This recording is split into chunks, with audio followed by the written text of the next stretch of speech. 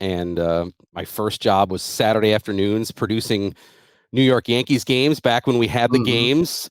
It was back John Sterling and Michael Kay were doing the games back then, and the Yankees, of course, for all Yankee fans know they were much better back then in terms of their consistency. That were coming off the late '90s, the Jeter, Bernie Williams, Posada, Pettit teams that were just phenomenal. So those games on our station, like we had them on probably 4 or 5 days a week at that time. I mean, we obviously had some conflicts where maybe Sabres would take precedence, or when it ran into Bills season, obviously our Bills coverage on Saturday or Sundays was on over the Yankees. But for the most part, we had Yankees on quite a bit. But yeah, that was my first job. It was a Saturday afternoon producer job for Yankees games, and eventually kind of filled in doing talk show hosts here and there. And then coming out of the Sabres having their back-to-back runs at the conference title there, and one step short of the Stanley Cup, then took over host the year after that. And I'll be fully willing to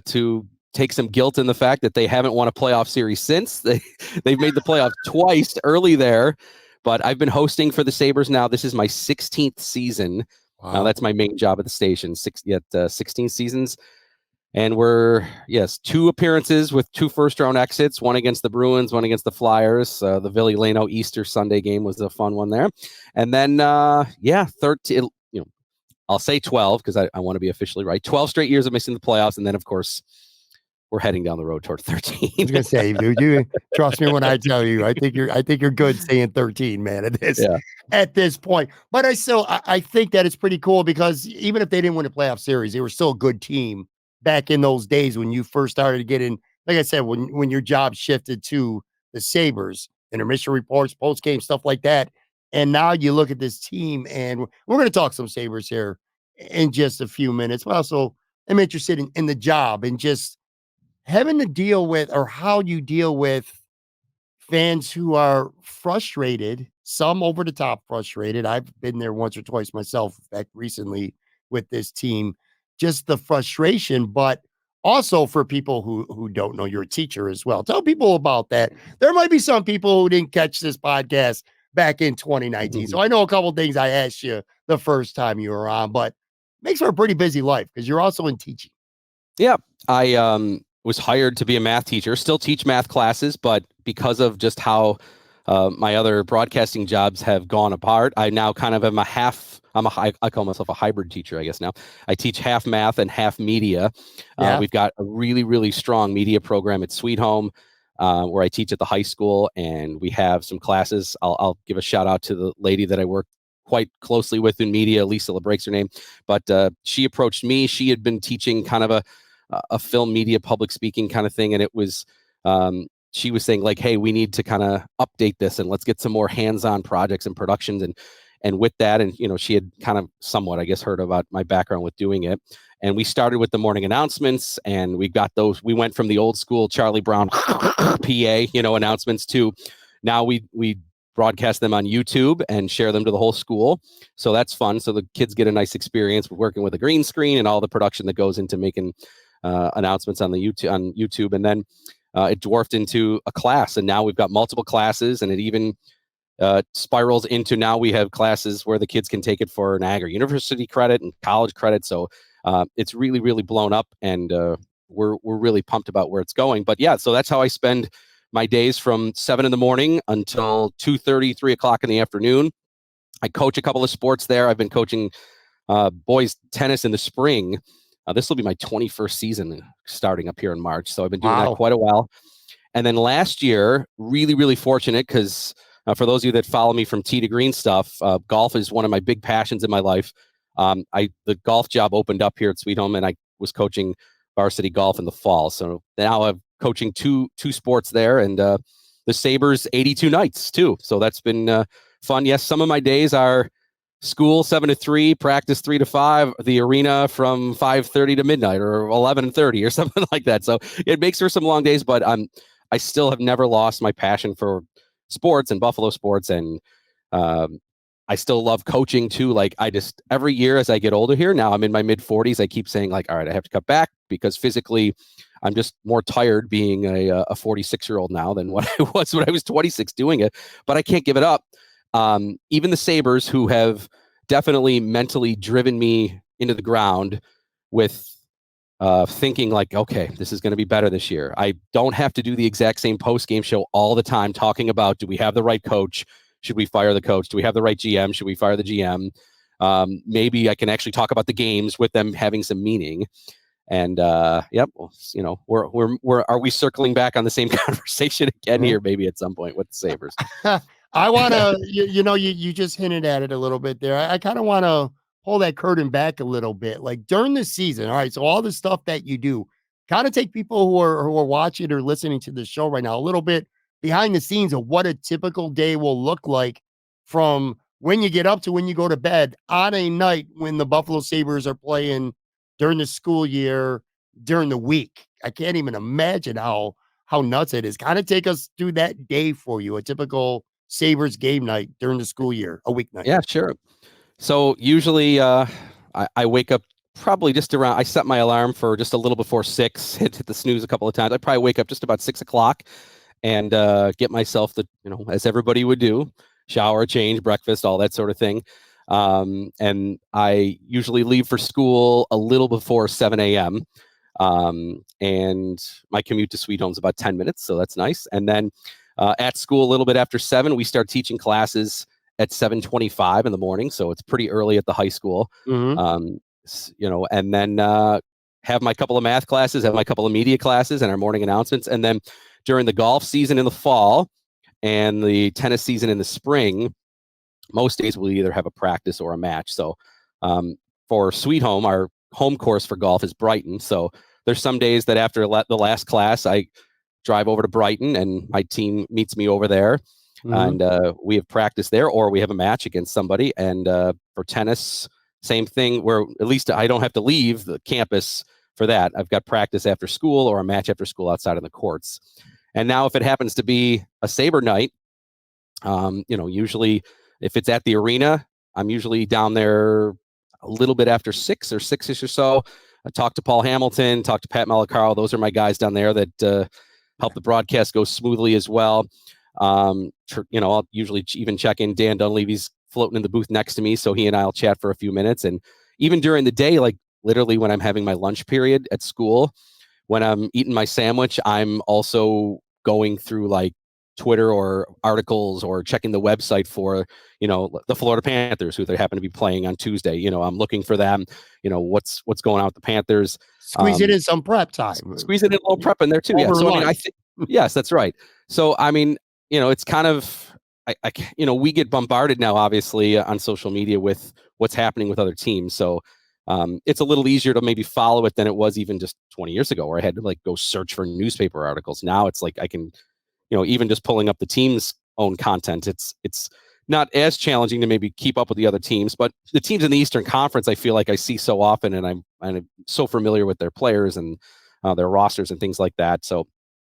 But it's a lot of it, obviously, is as we are taking the Sabres angle of things, is I'm talking to Paul Hamilton of like, okay, what happened at the morning skate today?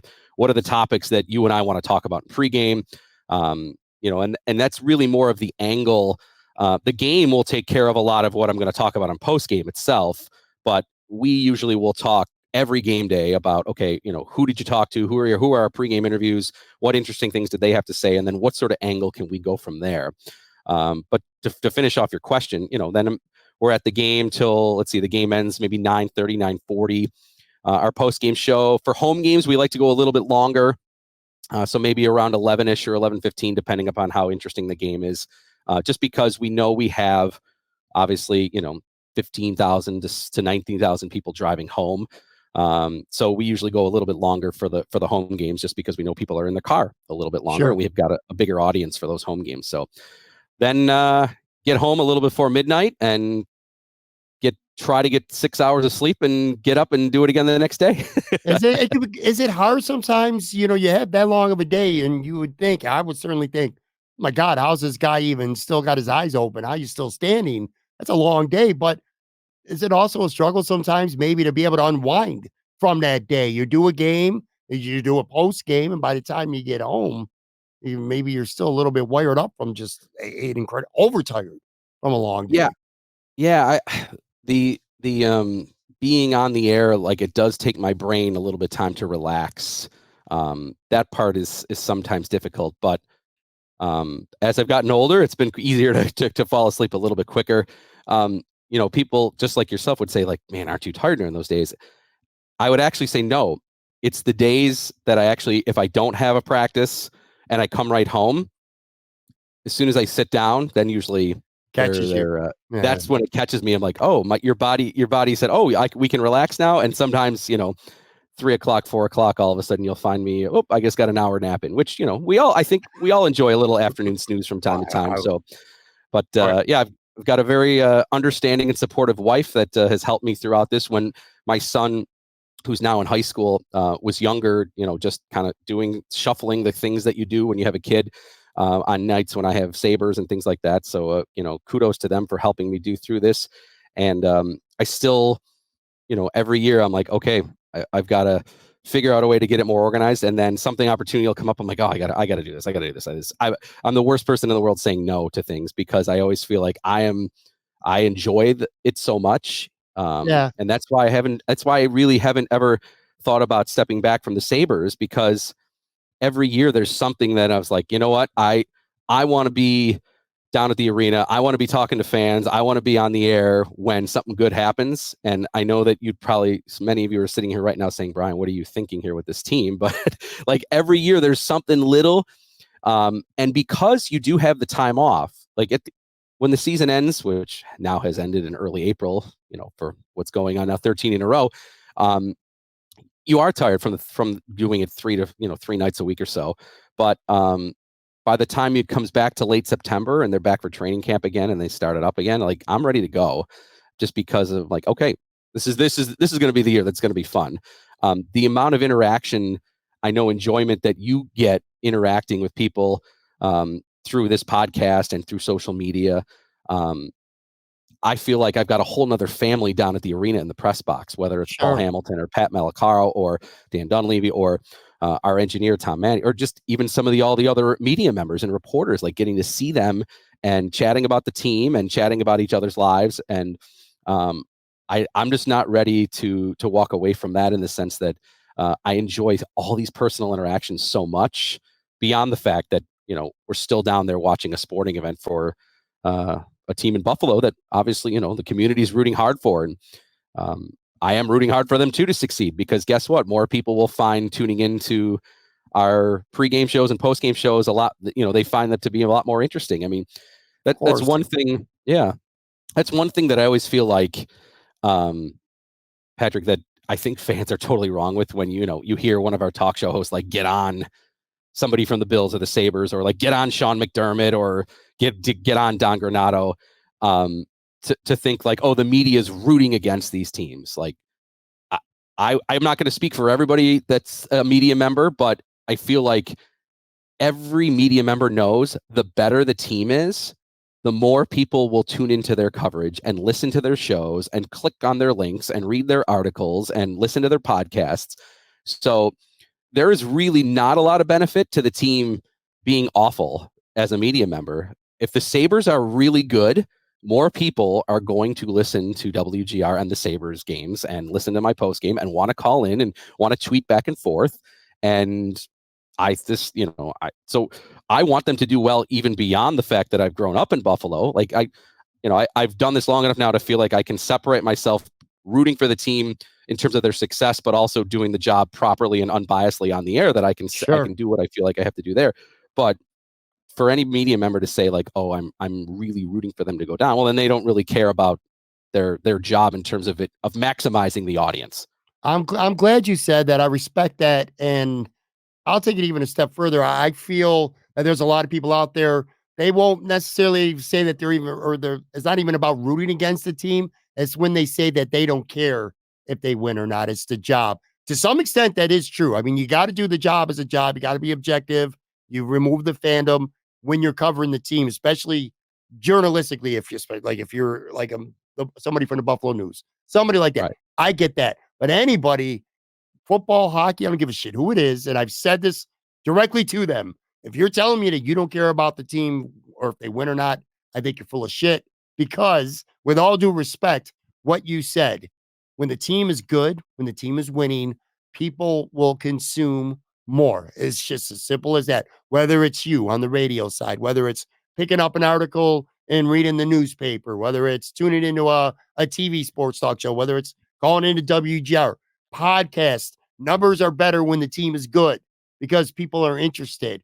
I probably shouldn't say this. I'm a podcaster, but like when the Bills lose, I do my show and then I don't want to hear about the Bills from anybody for at least 24 to 48 hours before I get over it. You know what I mean? So I don't buy it that people are out there saying that they don't care. Now, I do believe that there are people who are not fans of the team, which is fine. You don't got to be a fan of the team, Yeah, but you there's still. definitely there's definitely media members that did not grow up as Western New Yorkers Sure. that probably, if they're in sports, they grew up a sports fan in some sense. I'm sure they had their favorite teams. I would assume, a 7-year-old is not saying I'm going to watch sports unbiasedly from, like they obviously were fans of teams at some point. And I understand, hey, if someone grew up in another city, never lived in Buffalo, came here and was hired as a sports reporter in some aspect, that they may not have a rooting interest necessarily. Sure. Now, I grew up in Buffalo. I lived in Lancaster. I now live in Amherst. And like, I have a rooting interest in wanting the Bills and the Sabres to do well because of as we just talked about, professionally and also even just personally. Like, I want to see them succeed. When I'm on the air, I will always, again, try to be as professional as possible in terms of analyzing the team as a broadcaster, not as a fan. I think I can understand how fans feel for sure. And I understand Sabres fans' frustration. I understand why some Bills fans were calling for Sean McDermott's head during the middle of the season this year, even though necessarily maybe it might have been warranted or not. Like, I can understand that for sure. But I think every media member, regardless of whether they grew up in Buffalo, whether they root for the Bills, they rooted for the Sabres, whether they now are what they would say are not a fan or out of what, when the team is doing better, people want to consume more media about it, whether it's a podcast, whether it's a talk show, whether it's TV, whether it's newspaper, whether it's a website, whether it's a blog. People want more of that stuff.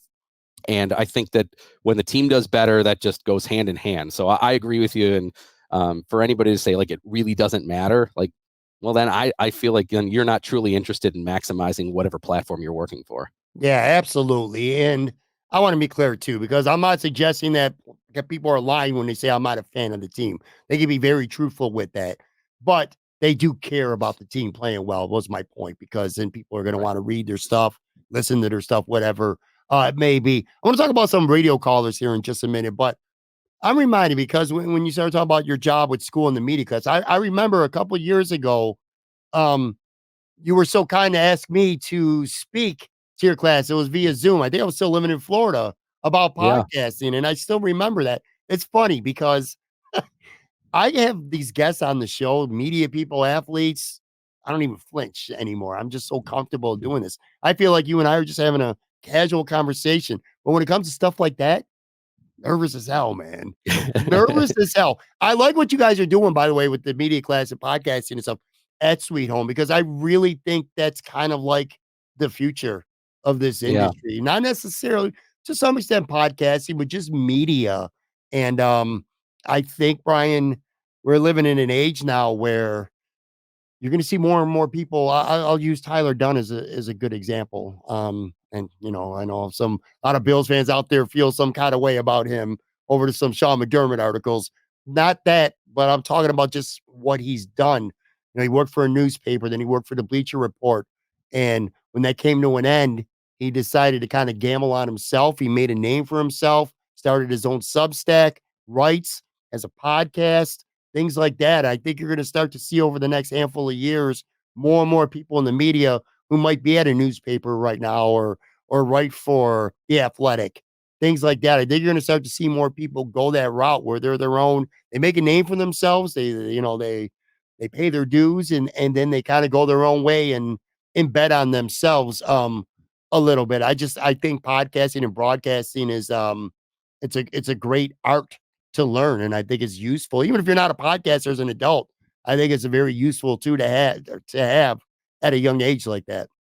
Yeah. And I'll compliment you here while we're here. A big reason beyond the fact that we obviously met in person and chatted a little bit, but the big reason why I had you come and speak with our classes on Zoom was because I said what I tell them is one of the most important things about a podcast is being consistent in terms of how you do it.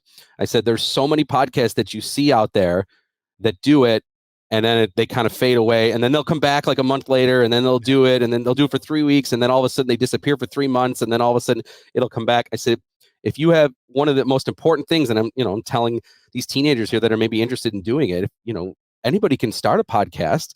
You don't have to be rich to do it. You can just get, right now the quality of getting equipment is the best it's ever been. Sure. But you do have to have dedication to do it consistently. And I said to them, even the day before you came and spoke with them, as I was telling them, kind of introducing about what you do, I said, one of the best things that Patrick does is that he's super consistent with it. That's out of all the people that I know in this area that do podcasts, I said, you're as consistent as anybody in terms of producing regular content. And I think that that's how you gain viewers and listeners and followers, is because they know you're going to be there and you aren't going to disappear for months on end, or you're only going to, you're not going to do it just when you feel like it. You do it consistently. And I think, kudos to you for doing a great job. Well, I appreciate that very much. And you know this from radio too. It's kind of the same deal. It's just about comfort and consistency and just getting comfortable. So for kids who are still in high school at that age and start to get a little bit of a taste of it, I think it's a skill for them to learn, and also kind of grows their confidence and their comfort being able to speak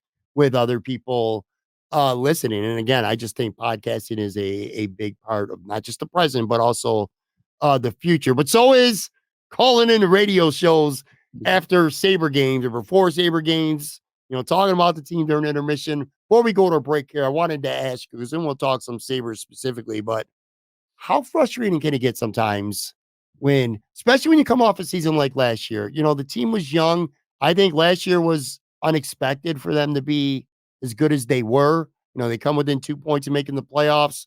That puts the ceiling for this season significantly higher. And this team has kind of fallen backwards for a lot of reasons, which we'll talk about in a few.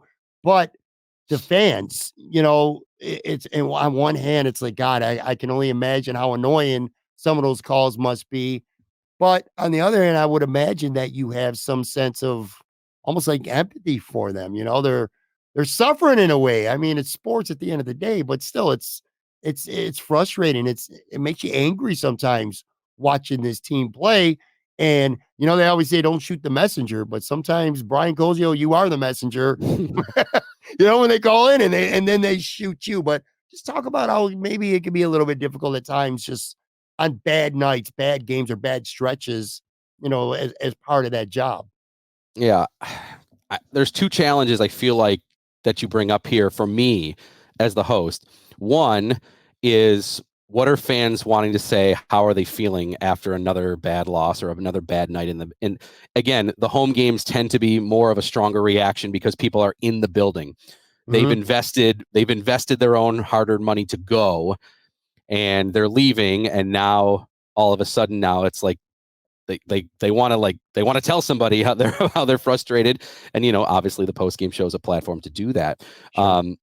So I always want to be cognizant of the fact that, hey, the person that's calling right now might have just spent $200 to take them and their son or their daughter to the game, or maybe it was a long planned night out. Maybe the one time that this guy and this buddy get to go to the game together, and the game ended up being a clunker and terrible, and you're frustrated the whole night. So I understand that, wanting to let fans kind of vent a little in that sense. The challenge for me then is it interesting radio for you to listen to? And the one term that I know that we as a group up there collectively up in the booth sometimes are talking about, I at least use the phrase, is Sabres fatigue. Is that if every single post-game show start talking about, this team is not going anywhere, this team's not good, we should fire the coach, we should fire the GM. I feel like fans have Sabre fatigue because of what we've had throughout this drought. And I think at some point there's a level where I have to just be careful with that, because I don't want people to just turn it off because they're just sick of it. So even when they're not winning, how can I make it interesting to listen to is a challenge for me in that sense that I'm like, okay, this guy's just had enough of the Sabres. They're changing the channel on their way home. Or if they are, because now it's so easy to listen on the app, maybe they are sitting on their couch at home and they're like, you know what, I'm going to stop listening. I'm going to go watch TV or watch something else or go to bed or whatever, when it happens at night. So I'm always thinking about how can we let fans show their emotions in the proper fashion without it beating up people enough to the point where they just don't want to listen to anymore. And because it's been so prolonged here for so long, I always feel like that's a balancing act that I'm trying to handle to the best of my ability. One of the things that I do also on postgame more recently than maybe in the early years is that I am always, during our postgame interviews when Paul Hamilton's doing them, I'm trying to put out quotes. I feel like that's the one thing that I can do uniquely, maybe than any other media member. All the reporters in the room, they're holding a microphone. They're in there. Like, they're not able to start typing and tweet and things like that. So I feel like the one thing that maybe is unique for me to do is, hey, while I'm listening to the interview, is I'm tweeting out the quotes and sending them out. And I get probably the most reaction from those of any, because they get so upset about what the players and the coaches are saying after losses of, the classic quotes we've heard over and over and over throughout the years of, like, we didn't come ready to play, or we didn't quite give a 60-minute effort, or, all these cliches that we keep hearing over and over during these struggles. And the fan reaction to that is super strong, just because a lot of times they're just seeing the quote and they're like, how could he possibly say that? That sort of, how is this acceptable? All these sort of things. How could a coach, can keep his job when his team doesn't come ready to play? All these sort of things that I get strong reactions to. I mean, there's nights where my notifications box is like hundreds and hundreds of people just responding to these quotes from the post game after games are over. And a lot of them, for the most part, are warranted in terms of how fans are saying it. But they also have to understand too, like, what else would you want a player to say at this point? If I'm asking you, hey, what happened tonight? Well, do you want him to answer honestly and say, look, we weren't ready to go in the first period, and then you get a whole bunch of responses from that. As you know, now there's also a part of talk shows that read social media comments. So that's something that I also have been doing a little bit more on the post game, and partially too because I can pick and choose those a little bit easier. When I press the button to say, hey, let's go to Patrick in Buffalo. Patrick, welcome. You're on the post game. I really don't know ultimately where this is going to end up. Now, on the screen, it might say Patrick wants to fire Granato, but ultimately there's a little bit of an unknown there. The tweets, even though I'm seeing them, and boy, the words that I see in some of these comments are crazy, I at least can filter them of which ones I read and which ones I don't. So that there's a little comfort. There's a little comfort in that. And it's also helping me as a host. I can kind of steer it like, hey, I'm going to bring up, I got 2 tweets about this way, and then I got another tweet that looks at it at a different angle. And I can also then almost make a segment of my own of kind of posing both sides and presenting it and giving my opinion on it and that sort of thing. So using social media and, Twitter for sports seems to be just the one that X, I guess I should be saying X now the whole time here, seems to be one that allows me a little bit more creativity in terms now how I can steer the conversation. So it isn't just the same over and over. This team's terrible. This team's not good enough. We need to fire the coach. We need to fire the GM. So you're not hearing that constantly over and over. I like the fact, so many media people that I talk to on this podcast, or just in life in generally, it's always like a love-hate relationship with Twitter X, whatever we want to call it here. Like, some people love it, some people hate it, and sometimes it's useful, sometimes it's a detriment to what you're trying to achieve. In this case, you make it pretty clear, which I like, that social media can help you, with parts of your show, content for your show, by being able, like you said, going through some comments, reading some, maybe retweeting some stuff, getting some quotes, stuff like that on social media before other people. So in your case, social media, and specifically here, X is kind of used to your benefit. I like that. I'm gonna tell you what, I'm gonna take a real quick break, come back, and we'll talk about at least a few of the reasons why. I'm gonna ask you what you think is the reason that we're about to go to 13 straight years where Brian will not be, live at the arena before a first round playoff series. Be right back.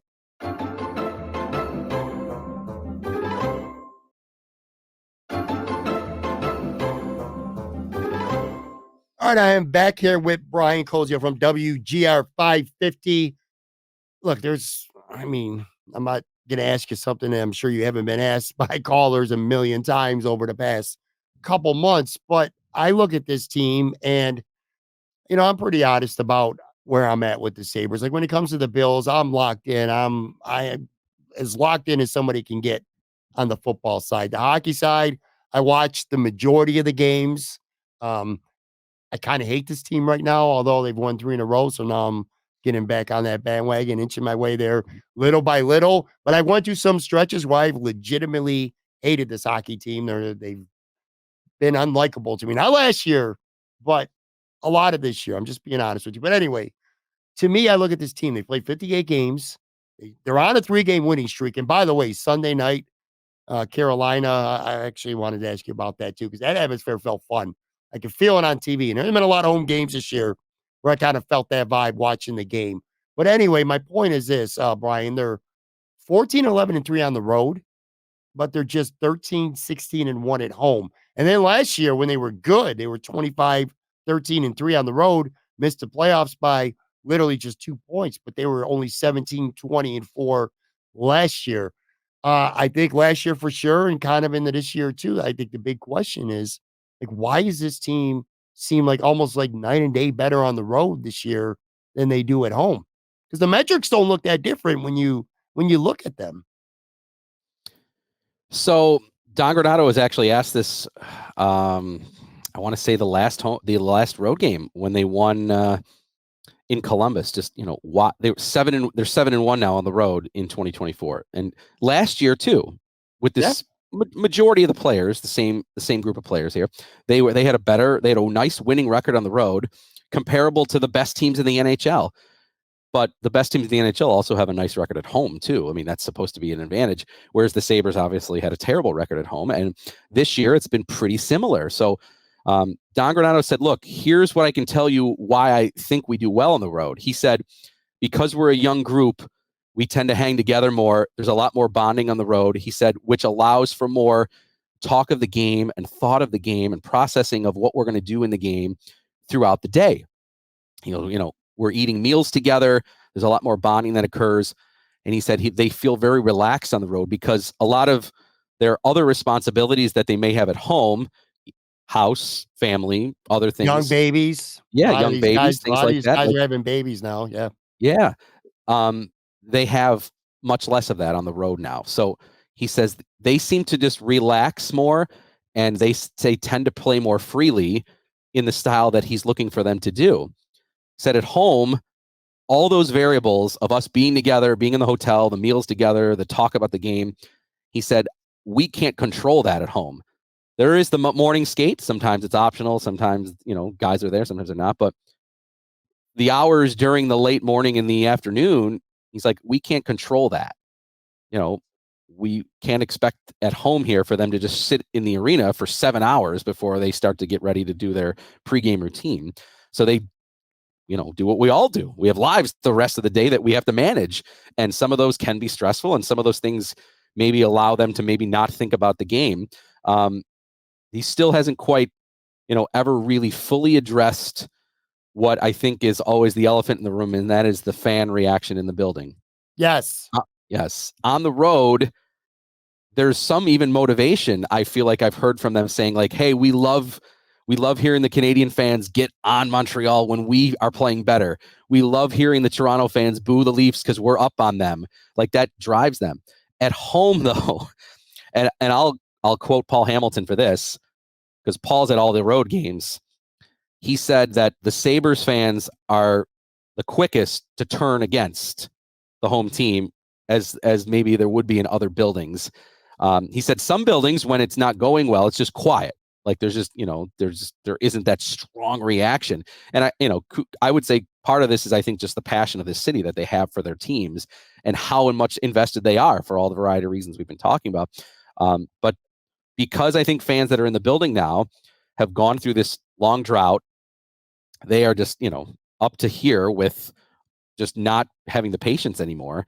And this group, we know, just like it was with McDermott and Bean, they even publicly said on the record, like, look, We know the Bills drought all 17 years is not us, but we know that right now we're the face of it because we're the guys in charge. So we in some sense, whether it's our fault or not, we bear a little responsibility for the franchise not succeeding. And the Sabres have now reached that point, sadly enough. And I think it's even worse than the Bills drought because I think it's harder to make the playoffs in the NFL than it is in the NHL.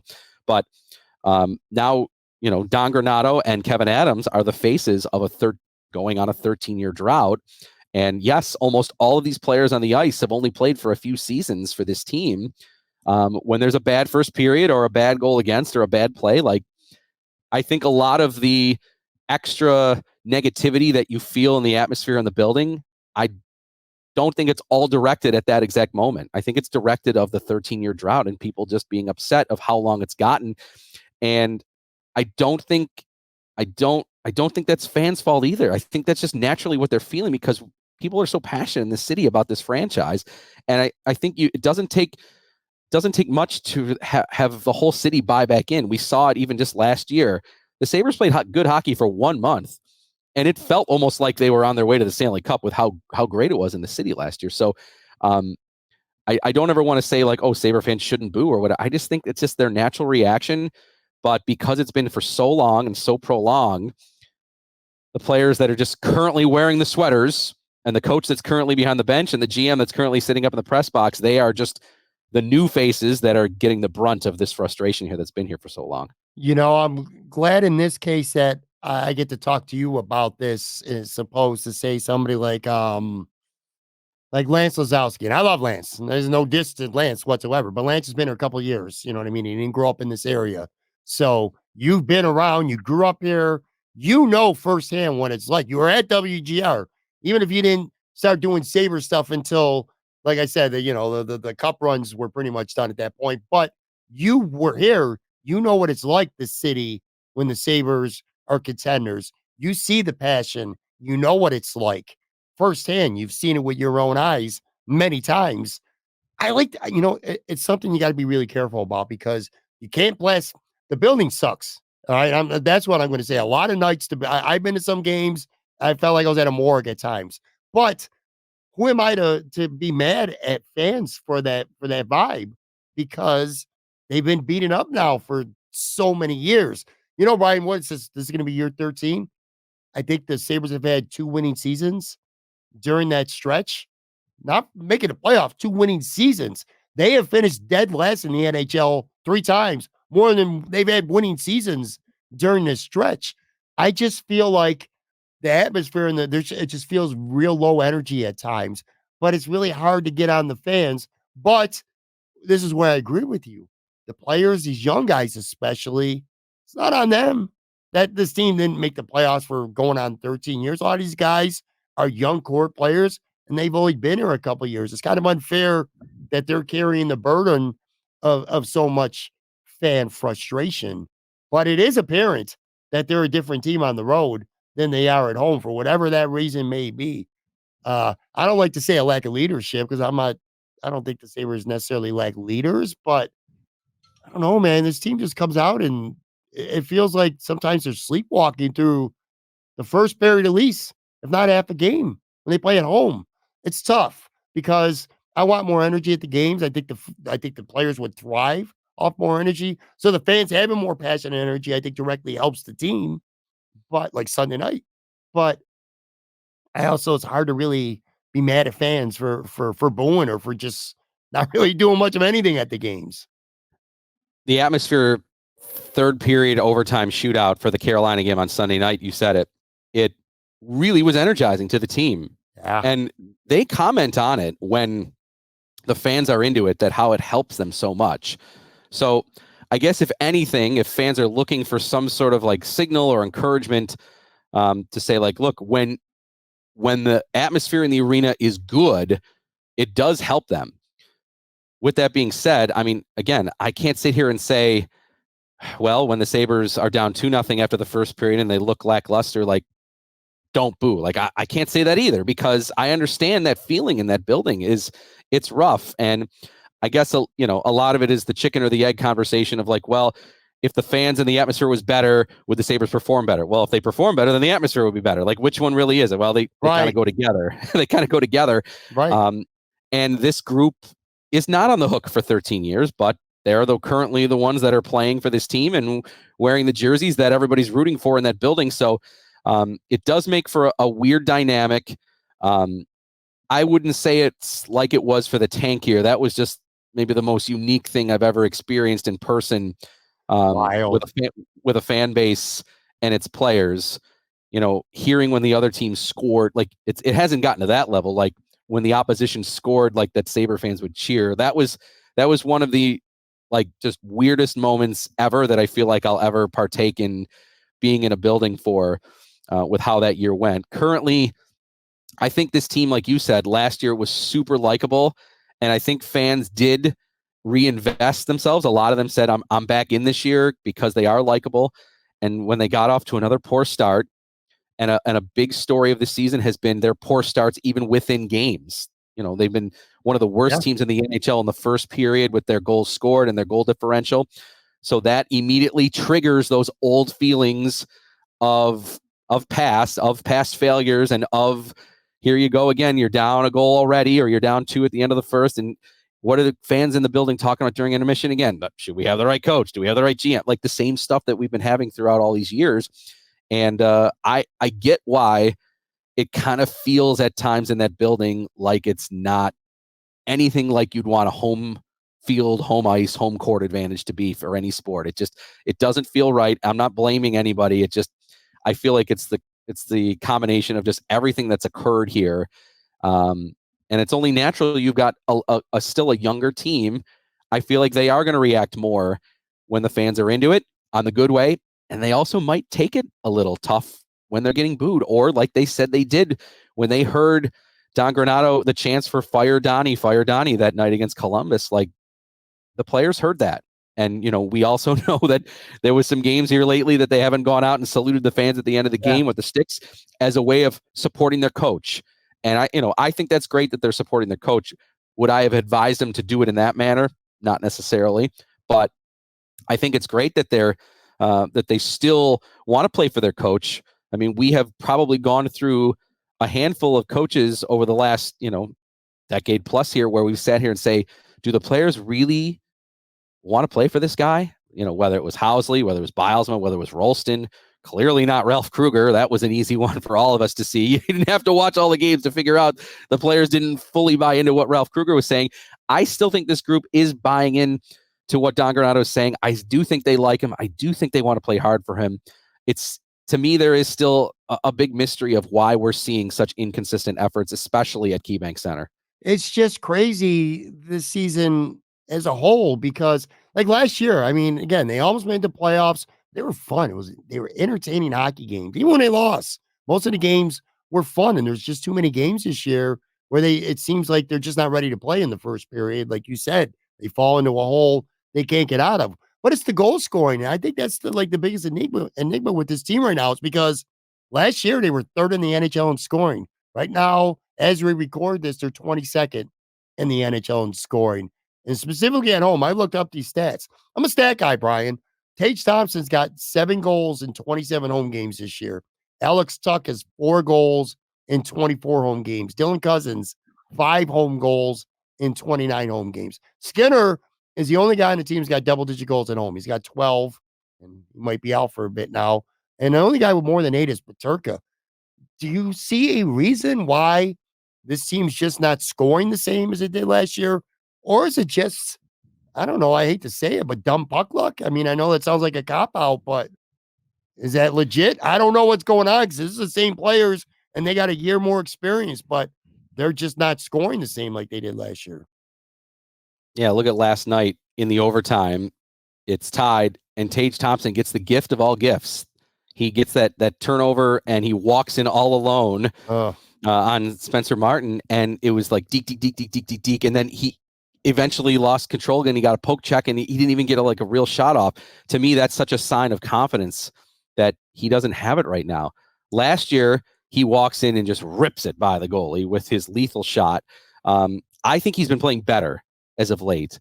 I really don't have a clear-cut answer as to why it's not going in for him, because I think Thompson in the last few weeks, other than the actual goal number production, I think his game, if you just watch him, has looked like it did last season, but the goals are not going in for him for sure. And the other guys, Cousins, Tuck, those are guys that I think, captain materials, they take their role and their responsibility so seriously. I do think it's in their head. Those two guys more than ever want to perform. Dylan Cousins kind of even got chastised a little by Don Granato, saying he didn't want him to say how upset he was that he wasn't performing. He, in a post-game interview said, look, I'm getting paid. I got a big raise to score goals and I'm not doing it. So if you want to start blaming people, like, I'm it. How healthy is that when you're a professional athlete, when your livelihood is based upon statistics and performing at a certain level? Like, that's got to be really, really tough. And I understand why these guys who got the city to fall in love with them last year and got them on board, and Kevin Adams rewarded them with long-term deals. I mean, that's got to be really fulfilling. You are your whole life trying to work up to the point to not only make it as a professional, but then be rewarded as a professional. Well, Cousins got that, and Dahlin got that, and Power got that, and Thompson got that, and now they're obviously all underachieving in terms of what they're doing in certain aspects. Dahlin still at times looks like the marvelous Rasmus Dahlin, and same with Tage Thompson, but statistically this team is scoring is way down. And, egg on the face for me, I was definitely the guy last year through that final stretch that said, man, if they could have just even gotten average goaltending, this team would be a shoo-in for the playoffs. And I said it all summer, man, if between Levi and Luukkonen, and by the way, I didn't predict it was going to be Luukkonen either. I would have predicted it would have been Levi. If Levi or Luukkonen, if one of them can play like a number one goalie, this team is definitely going to break the drought. Well, guess what? Ukko-Pekka Luukkonen in these last 2 months has been the best goalie in the NHL. Yeah. And they're barely above 500. So that really, I think, shows and symbolizes what you said, that it really goes back to the lack of scoring right now, that they are getting outstanding goaltending. If Luukkonen does this for the final 2 months of the year, I mean, legitimately, he could be right up there with the top three in terms of numbers of goalies in the NHL for even Vezina possibilities. I think because the Sabres are where they are in the standings, maybe he wouldn't get ultimately in that group, but his numbers these last 2 months have been Vezina-like for sure, and they just have not taken advantage of it. We knew they needed an incredible run here to start the second half, and the goaltending, that he's put up here, his save percentage is in the mid 900s. His goals against is like 1.6 something. It's incredible. These last 15 or so games, he should be like 14-1 or 13-1 or something like that with how good he's playing. Yeah, if you look at like bright spots for the Sabres, Peterka, Middlestat would definitely be in the mix, but it's clearly UPL. You want about the team not supporting him. He's got a .918 save percentage at home for the entire season. And this includes earlier in the year where he wasn't playing as good as he's been locked in over the last 2 months or whatever. The team's just 8-8 in those games at home for him when he's giving up 2.08 goals per game. Yeah. And that's for the season too. Again, that's including a couple of shaky starts early on. I'm old enough to remember preseason when he was playing lousy, where there are a lot of people, and by a lot of people, I'll include myself, saying, you can't keep three goalies. Put UPL on waivers. And if he gets claimed, whatever. You got Levi, you got Comrie. God, where this team would be right now were it not for UPL. One last Sabres thing too, Brian. The last thing I am is a Sabres apologist, but just kind of like with the Bills the last couple of years, they've been snake bitten with injuries. I mean, this team is just can't stay healthy. It's always injuries. I mean, there's injuries in every league and every team, but it's just like a lot of key players from the Sabres keep missing time. I looked it up, and Peterka and Middlestat are the only two guys on this team to play every game so far this season. And there's still 24 more games left to play. Power, Tuck, Skinner, Jokiharju, Tage Thompson, Greenway, and Samuelson have all missed at least 6 games apiece so far this season. And now Skinner, who knows what happens with him. But talk about that a little bit, because that's a factor. Injuries matter, and this team just seems to get hit really hard with injuries, especially this year. I do think it's a factor, legitimately. I agree. It's something that I think Don Granato and Kevin Adams have tried to maybe not bring up all the time because it definitely sounds like an excuse and fans don't want to hear it because injuries, as you said, are a part of sports. But this year, it's happened to key players, and it seems like at the worst times too. Like Buffalo, even right now, like, hey, they're getting their offense maybe turning the corner a little. Oh, one of their best scorers, Jeff Skinner now. Who knows? Is he going to be out for any sort of long-term time? Samuelson, I feel like, has really struggled to maintain a long-term ability to stay healthy. We know his rugged style can lend itself to maybe getting banged up a little bit more here or there. But the long-term injuries, like, that's just, I gotta say, just freak bad luck. That's terrible. But the names you mentioned, these are not the third and fourth liners for the Sabres that have been injured. It's been their top guys. Thompson, we know, missed an entire month there, that November, December stretch. Tuck has been missed numerous times. Skinner, a little early now. Maybe we'll see if there's something here. Jack Quinn. About Jack Quinn. Yeah. Jack Quinn. It's easy to forget because he's almost not played at all this year. How amazing was the Dylan Cousins, Peterka, Quinn line for that short time period when the three of them were back together? It reminded us of how great they were last year when they finished the season so strong. They have really not had that top six together. I don't have the number in front of me, but I'm guessing it's probably a dozen or less games that this year they've had those top six together. The Thompson, Tuck, Skinner, and Peterka, Cousins, and Quinn, that they've actually had them all together in the lineup on the same night. It has to be maybe even single-digit amount of games that they've had this year, which is too bad because that then allows, look at this, Casey Middlestat. What a great emergence that he's had this year, even taking his career to another level. Well, now he's on your third line. And wow, what a surprise. The Sabres got Zach Benson, a player they didn't expect to maybe even contribute this year. He's on your third line. And Jordan Greenway has been, I think, good, fulfilling a nice role for a team that doesn't have a lot of toughness and doesn't have a lot of maybe some of those gritty guys that are hard to play against. Greenway kind of can serve that role too. The debate of should there be more of these other players coming up from Rochester, these prospects that are right now maybe being stopped in terms of the pecking order coming up because Oposo had returned and because Gergensons had returned. At the very least, Victor Olofsson's taking up a roster spot, which is kind of surprising because he almost never plays. I'm surprised there hasn't been some sort of movement on that. But Kevin Adams decided to bring all those back. And at times, I think it definitely maybe has hurt the opportunity for us to see the next young guy really, really develop. We've seen some of it from Benson, but nobody else really has gotten a chance to get their opportunity because of the fact that these veterans are taking up some of these spots here. And where was Peyton Krebs to go? Well, now because there's an injury, they moved him up. He's playing with more skilled players. We're seeing some really good hockey from Peyton Krebs. That was supposed to be one of the jewels of the Jack Eichel trade, but he'd been spending most of the season on the fourth line, kind of playing in a much different role. And I don't think this. I don't mean this in any way to say that it's insulting to Oposo or Gergensons or Eric Robinson or some of these other guys that he's been playing with on the fourth line, but Peyton Krebs is one of the best playmakers on this team, maybe the best passer on the entire roster. And I got to think he's got to be with goal scorers. Like, take advantage of that. Even last night where he sets up Owen Power, how he's behind the net, showing that patience, coming out in front, that vision, the perfect pass, it sets up a goal. Like, those are the plays that Krebs could be making. And if he's got, I think, more offensive-minded finishing players with him, I think we will get better out of Peyton Krebs to where you feel like you're getting some more value back from that trade with Jack Eichel to Vegas. We could sit here all night and kind of slice up pieces of the pie on what we're going to blame for the Sabres not taking that next step this year. And we'll say Kevin Adams deserves a slice of that as well. Not a great summer for him between a couple defensive additions, a couple re-signings, and look, Devin Levi certainly looked the part at the end of last year. So I can't, even if I wanted to hate on Kevin Adams, and I don't, but even if I did, man, Devin Levi looked like the real deal, and he's still going to be the real deal.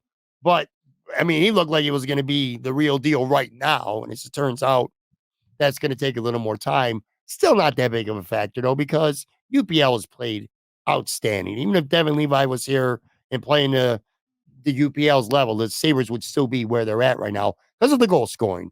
It's good news though for the arena, at least anyway. I saw on Tuesday here, new video board coming, revamped roof. Hey, got to start somewhere, right, Brian? That's right. 43 by 27 is going to be the new board. The current one is just 22 by 12 and a half. So, that's not even just like something, a new board. That's a significantly bigger and better one. For sure. And part of what we talked about earlier with fan experience, feeling good down at the arena, look at a big piece of that can also be how good you feel down there. If you're in a good mood, I mean, how much did we hear even just negativity about people complaining about concessions? Well, they've stepped that up this year. And for the most part, it's been a really, really positive thing. We know the concourse and the bathrooms and all those things need work. We know the seats definitely need to be replaced. I was actually kind of hoping that maybe that would be the first move. I know that they're still looking, from what I've been told, that the Sabres are still looking into maybe revamping the seating bowl in some capacity, not a major change, but maybe there'll be some sort of standing room area or congregation area, almost kind of like you would see at a baseball stadium a little bit more, which I think fans would be totally on board with.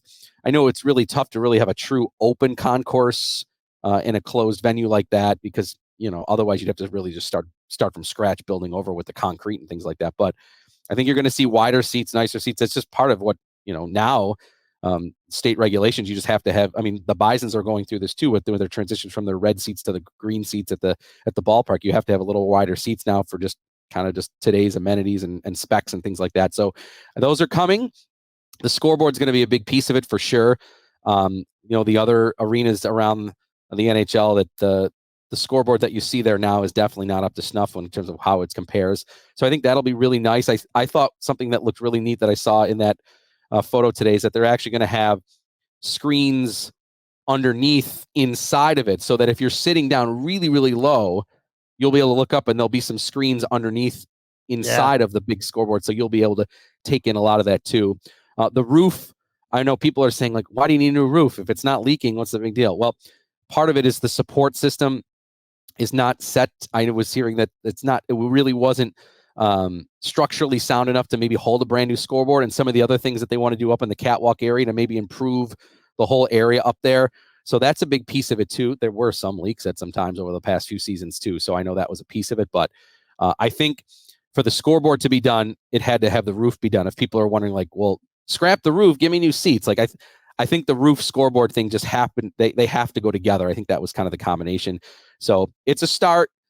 Definitely, I've got a laundry list of things that I think Terry Pegula needs to do to that arena, but at least this is a start. At least we know the process is starting here, that at least going in there for next season, there'll be something new and exciting to look at. And hopefully for there, it'll continue. I got to be honest with you, man. I think at times I let my emotions get the best of me. And there's been points of the season with the Sabres, especially recently, where I've just, again, I openly hated on them. Brian, I had an episode called a couple weeks ago. Literally, the title of it was called "The Buffalo Sabres Are the Worst Organization in All Pro Sports." That was literally the title of. I was on a heater at that time, but I kind of like you step back a little bit, and you're like, this is still a young team. And I said that they were unlikable. They're not unlikable. I think they're a likable team still. This is a good group of guys. They need to get a couple new players. Some of these young players need to play more consistent. A couple guys need to just step up. I still think the future relatively could be bright for the Sabres. And I know that's pretty weird to say as we head into season 13 of no playoffs. But anyway, I could talk Sabres with you all night. I could talk Tita Green with you all night. Before I let you go, I'm going to ask you one more question here. Put on a Bills hat for a minute. What do you see with this team now, say over the course of the next maybe couple weeks? You know that the cap situation is not great, but I know you also know in football, you can always kick the can. You can always find room. Free agency coming up. What do you see this team doing right now? Is there anything significant that you see this team doing, or is it going to be just try to re-sign a couple guys, a couple cheap free agents, and head to the draft? How do you see this playing out with the Bills? Well, with the current guys in the roster, I've been impressed with what Brandon Beane's been able to do in terms of bringing guys back. I mean, last year we still thought maybe that the all-pro pair of safeties wouldn't be back together, and somehow, Jordan Poyer ends up coming back. So I don't want to discredit the possibility of Brandon Beane bringing back any current player. Now, it seems like Gabe Davis, we probably are almost off the ledge of thinking that he could come back in terms of just kind of reading between the lines of what we've heard. Even today, Sean McDermott on Monday, what he said at the combine about, he had nice things to say about Gabe and all these things about his character and his work ethic, but it didn't sound like Yes, and we're going to do everything we can to bring him back, sort of thing. I didn't really get that gist. I think receiver obviously is where a lot of people have been talking about. I don't see any reason why they can't draft a receiver early and spend this little extra money to go out and get a veteran. To me, if I'm Brandon Beane and Sean McDermott, I can't fully sit here and say that that there isn't like this kind of this like ticking time bomb in my head, this clock of thinking, how many truly more years do I have Josh Allen being peak NFL quarterback? And I mean at the top. This regular season, he was better than Patrick Mahomes. Now, Mahomes, of course, in the playoffs was his wizard like he tends to be. But let's throw that name out for the minute. There isn't any other quarterback in the NFL that I would want to swap Josh Allen for. I think he played so well down the stretch, even in the revamped offense under Joe Brady, even in the fact that they kind of took maybe some of his down the field passes away in terms of the game plan. So I think you have to sit here and think, okay, you have legitimately the best quarterback in the NFL. How can you win and win now? This isn't like, well, we're going to do what the Chiefs did. Like, well, we won a Super Bowl, we lost the Super Bowl. Let's retool, trade Tyreek Hill and see if we can kind of piece it back. Incredibly, somehow they won it 2 years in a row without doing that. But I would feel the pressure of, look at how many more years are we going to have Allen at this level where not only can his arm be as good as anybody in the league, but his legs can be as good as anybody in the league too. He's and such stay a healthy. Yeah. He hasn't missed games. He's got the longest. I think I heard somebody say the longest streak of any NFL active starter in terms of not missing a game. So knock on wood, let's hope that stays the same. How many more years can you fully hope that he's going to keep doing this at this level? I would kind of be more of the, again, I'm still in the all-in mentality. Like, look, some of these other teams in the AFC are going to just continue to get better. I feel like I'm at the top. I'm at the top here. Am I at the ultimate peak? No, but I would do everything I can to try to improve the offense. The offensive line was, I think, very good this year. The McGovern signing last year was great. They stayed healthy. They were very, very good. We had almost no complaints about them all year. Clearly, tight end is something that you wouldn't count as a need with what Kincaid did and Knox being a 1-2 punch. The running backs, James Cook, I think even surpassed what everybody thought maybe he could do running the ball this year. Obviously, he was in the top 5 in the league in rushing. So, and you can always go out and find the second. I mean, look at Ty Johnson was effective. You can find him any day. That player any day. Latavius Murray, you can find that player any day. So, what's the only position left? It's receiver. So I think they've got to go all in. I know it's the thought of, well, should you spend the money to get a veteran free agent or should you spend a first-round draft pick on it? I'm on the mind of give me both. Yeah. Like draft somebody in the first round who you're going to have on a rookie deal. It's not going to be super pricey because you're picking 28th. So you're going to be way down. And then go see if you can get your hat in the ring for one of these veterans. I think it seems like Michael Pittman might be the most expensive because he's going to probably want a long-term deal. But I know you and I exchanged tweets about Mike Evans. I don't think Mike Evans has to be a 5-year contract. I think could you get him for 2 or 3? And maybe, yes, in the 3rd year, it's going to maybe seem like you're overpaying him. But if you win the Super Bowl next year, then who the hell cares? Like, so what? Like, I'm totally, if Mike Evans is getting paid $20 million and you're stuck with that 3 years from now, but you won the Super Bowl previously, then who cares? Go out and do it. It's, first of all, I obviously agree with you. Here it is, real quick. Daquan Jones. I re-signed Daquan Jones. He's 32, 33 years old. Won't be more than a couple of years. He solidifies that defensive line. He was playing at an all-pro level before he got hurt. Was not the same player late in the season when he came back. Understandably so. He missed a lot of time. You can get AJ Epinesa back, get him back too. Those are the 2 guys I really want to re-sign because now your defensive line is fine. I agree with you 100%. Get a wide receiver. And Mike Evans, I mean, I tweeted about him a lot. He just seems like the perfect fit for me. Get him 2-3-year contract. I think it's going to make Stephon Diggs bigger. Or I mean, not bigger. It's going to make him better for sure, having Mike Evans out there with him. Not to mention Kincaid and Cook. Put it this way. Here's what I don't want. A season coming down to Trent Sherfield making catches because it's not going to work out. The Bills dropped 3 long passes against the Chiefs and it killed them. Stephon was one of them and he was guilty of that. But Trent Sherfield dropped 2. You gotta be better there. And I agree with you too. Draft a wide receiver for God's sake. in the first round. Have both, because you don't know what the future is going to be for Stephon Diggs beyond this year anyways. So, yeah. So we're on the same page here. Yeah. Wide And receiver. the argument for Evans, too, to me, just to throw one more thought in on him, I understand that maybe you can't actually physically afford him because there's other teams with a lot more cap space and you might ultimately get outbid. But the argument for him beyond if you can make the money work, to me, it checks a whole lot of boxes. What does Sean McDermott and Brandon Beane always still look for? They still look for high character players and great guys in the locker room. Evans checks that box times 1,000. That's all we've ever heard about that. He's been wonderful in Tampa with all of those things. He works well with veteran quarterbacks. Well, look at Tom Brady, and he connected right away. What are the Bills maybe losing in Gabe Davis? Well, we think maybe a long-term down or a long pass threat down the field. We didn't get that with Sherfield. You mentioned the drops. For whatever reason this year, the long pass with Josh Allen, it was not there. Evans is outstanding at that. His hands are great. We know he's a route runner, a great route runner, which is something that if Josh Allen can trust you, he's going to throw you the ball all the time like he does with Diggs. So I think it checks a lot of boxes. I know it's one player here that I'm kind of going hard in on, but I feel like he checks every box the Bills could want. I don't think they can probably financially make it work, but man, if they could swing that, I feel like that would be the deal for them here. If not him, somebody who matters, somebody who's not to, keep throwing Trent Sherfield in the mud here, but it's got to be somebody who's significantly better than Trent Sherfield. I was laughing, and we're wrapping up the show here. We're done.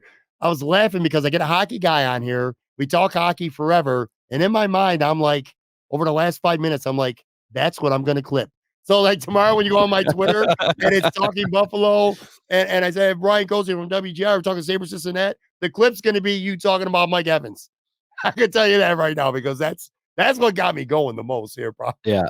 Hey, let's get that talk going. I would love it. I don't have the books in front of me of how to make it work salary wise, but I got everything else answered for you of why you should sign him. I would be all on board for sure. I love it, man. I love it. Make sure you follow Brian on Twitter at Brian WGR. Lock in at WGR, of course, anytime, but especially now when the Sabres are playing here during the season. A little bit of hope. 3 in a row. Looking good. Even if they're not going to make the playoffs, let's just see them go on a good run and just have some fun stuff to talk about. That in itself will be good enough for me at this point this season. But I appreciate you coming on the pod, man. It was really good to talk to you. Same here, Patrick. Always great talking with you. All right, guys, and I will be back with another episode tomorrow, actually. Talk to you then.